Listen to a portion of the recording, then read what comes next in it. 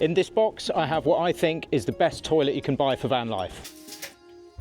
But just buying a great toilet isn't enough. You need the right setup. And that's where this install changes everything. So before we unbox it, let me show you this ingenious system for storing and using it. Always wanted to say this, cue the build montage. Yeah! I think I've made a terrible mistake.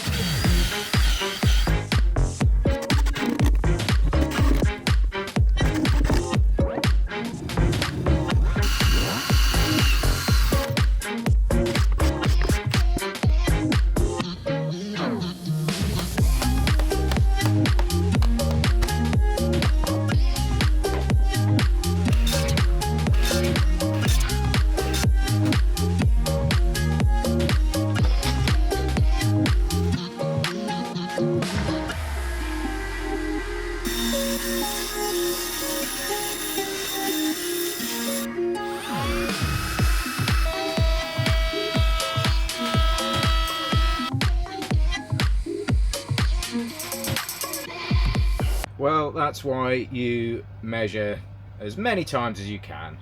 Cut that 10mm too short, so I've got to do another whole board like this now, route a whole another one out. Hooray!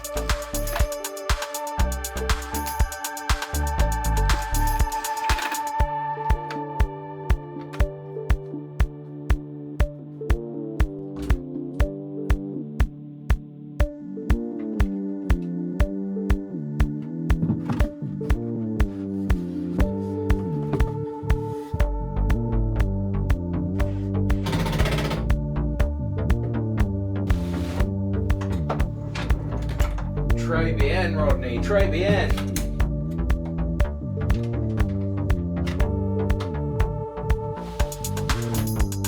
Oh yeah. Oh. Well, that's been a task. So that's the build done, but will it actually hold up? Only one way to find out. If this goes wrong, you'll know about it. Okay, let's jump on it and find out. All right, maybe we'll step in first. We'll step in. So far, so good. Little bounce. I said a jump, so... that was so much work. If this goes wrong, just... Okay. Hey! It's solid and ready for the solids. I'm sorry, that's their only toilet joke, I promise. Maybe the only toilet joke, we'll see. I do have a perfectly good toilet that I've been using for quite a few years now, and I've had no problems with it whatsoever, to be quite honest with you. And that's installed in my transit van. So the reason I've ended up buying a new toilet, I made a bit of a mistake. When I was measuring up for the cabinet in the Iveco there, I didn't take into consideration the full sort of capabilities of the drawer runners, the depth of the toilet. So long story short, the system I had in mind when it came to measuring up, it wasn't going to fit. It's a much more simple setup, and to be honest with you, it cost a fraction of the price. So if you want to save a few quid, that's a really good option, but I'll show you that one later on. Let's go and unbox the new one. There's a lot of different styles of toilet on the market for van life, camper vans, boats, all that kind of thing. Chemical toilets for me are an absolute disaster waiting to happen. I've heard so many stories of them leaking inside people's vans, and you've got this horrible blue stuff to deal with. The incinerator toilets sound really good, but they're really expensive and they use a lot of gas or electricity. Then of course you've got the macerator toilets, which require a big black tank underneath your motorhome, RV, whatever you have, and that can be an absolute nightmare if it goes wrong. For me, the only way, are these simple little composting toilets. They call them composting toilets, but to be honest with you, that's just a bit of a marketing thing, because composting doesn't work like this. That's not to say that you couldn't compost the material that comes out of one of these, but it takes about 2 years for human waste to break down into a usable compost. So really, when you're living on the road, that's not going to be viable. This is the Trelino EVO-L. The L stands for large. And as I say, they call it a composting toilet, but it's a separator toilet. But they seem to have integrated a few really nice little features that some of the other toilets, like the one that I have in the Transit that I'll show you later, that doesn't have. And so anyway, let's have a look. First thing I'd say is it's a lot lighter than the other toilet I have in the Transit. See ya. Which makes a hell of a difference when you're having to empty the whole system. Being able to simply lift it in and out of the vehicle is a really nice touch. It does seem like a really nicely designed little separator. Nearly forcing the lid, I forgot it has a nice soft close action. So you don't get a lot for your money, really. But what do you want? It's a toilet. Some toilet bags. I'm imagining these are the compostable ones. I've got something to say about these that might be a bit controversial, really. People might think it's not the most eco-friendly bit of advice, but after years of being on the road, living with one of these style of toilets, I think it's fair to say. I'll talk about that in a minute when we've finished having a look. So, obviously, solids collector, liquid collector. And in this, you have a little valve, which is basically a smell stopper. And that is a nice little feature, because that's 10 litres of human liquid waste, shall we call it. When left for a few days, especially if it's hot, it smells. There's no two ways about it. And that is one thing that I do notice with the toilet in the van, in the heat, in the other van, in the heat of summer. It's an issue. So it's nice that they've made a little fix for that. These little diaphragms. I have that style of diaphragm fitted on the other water systems in the van, just as a smell stop. So it's a no-brainer that they've installed it onto this, really. Then you've got your full lid for screwing onto the liquid waste, and a lid for your solids bucket. Then this. So that's all the components you get with it. The one thing I'd say, it's nice and light, but to me that sounds like plastic that's going to crack. It's very thin walled and bouncing around on the road. I just don't know how well that's going to last. The thing you've all been wondering about, the price. So for this anthracite grey model, I paid £545, I think it was. That was including delivery. Delivery was quick, which was great. I ordered it off eBay. But for over £500, to be honest, I'd want this made out of stainless steel. The main thing that you want to find is this separator part.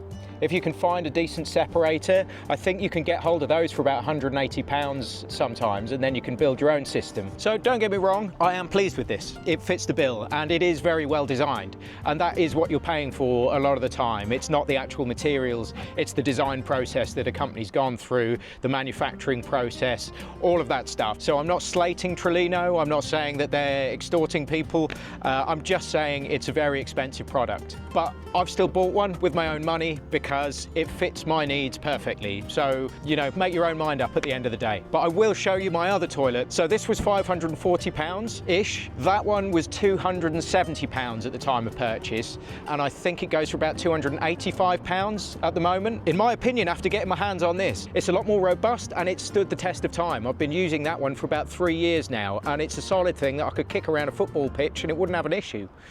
This I would not want to put down too firmly. Now I need to check that this does actually fit on the shelf that I've made down there, the little pull-out shelf, and make sure that I haven't messed up all my measurements and made a very expensive mistake. Let's go and find out. The moment of truth. Have I made another mistake?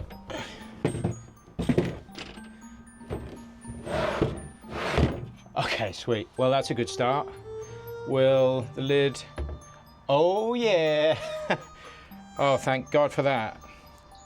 You know, one thing I would say, after picking this up, moving around with it, loading everything back into it, it is a very elegant design.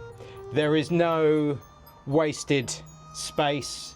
It's very efficient in its design. Every space is used to make a very, very lightweight, compact form factor with a 10-litre liquids compartment and a 10-litre solids compartment. It is pretty impressive. And really, don't go kicking your toilet around and it won't break. So I did say I was going to talk about these bags. As eco-friendly as they are, the composting ones that I've used in the past, I just find however much drying compound like sawdust or coconut matting, or there's all kinds of stuff that people add into the solids to help dry out the material that's in there. It's only soaking up moisture. There is still moisture. But my experience with using a bag like this, these just aren't totally waterproof. So what I opt for is the heaviest duty bin bags I can possibly find. I think I actually bought these from Screwfix, and I just throw these into the general waste. These bags also keep in all the smell, or a large percentage of the smell, whereas those ones don't. From my experience anyway, I haven't used those ones specifically, so I might be wrong, but just by the feel of them, I don't think they're going to be the most pleasant thing to deal with. Heavy duty, almost rubble sacks for your rubbles are the way to go in my opinion. Before I show you the more budget-friendly toilet setup in the Transit, I just want to take a second to share some really exciting news with you. So this channel has nearly reached 2,000 subscribers, and as of today is now monetized. That might not sound a lot compared to big channels, but for a small creator like me, it's huge. I put a ton of time and effort into making these videos, and honestly, I love doing it. But seeing people watch, like, and subscribe makes it all the more worthwhile. So if you're enjoying the video and you want to see more, please hit that like button, and if you haven't already, consider subscribing. It really does help a small channel like mine keep growing. Thanks guys.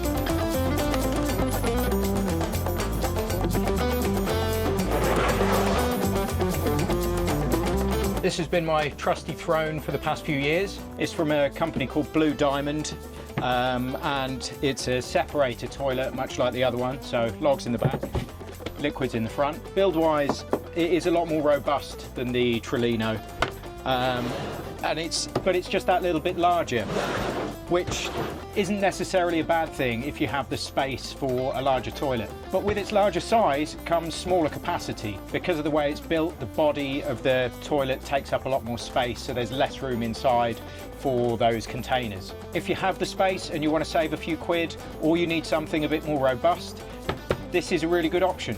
If you're still here at the end of the video, I really appreciate you guys. Thanks so much for sticking around. I'll see you next week. Bye.